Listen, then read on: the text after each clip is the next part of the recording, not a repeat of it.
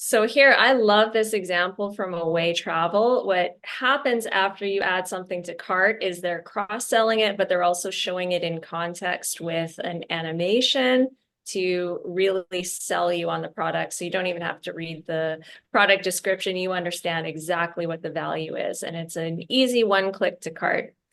But of course, with anything animated, we have to think about how this impacts performance. So what do you say? I say this is a cool cross sell because it's an accessory for this suitcase and very like, oh, while you're already buying the base, you may as well buy the bag that goes on top. So yeah, I like the UX a lot. I think it works in a lot of different verticals. I essentially what they're doing here is an animation. So it's multiple frames of pictures that string together in sound like Walt Disney giving animation 101. But this could be better in terms of it looks a bit jank because it's so low frame rate, it's so like laggy.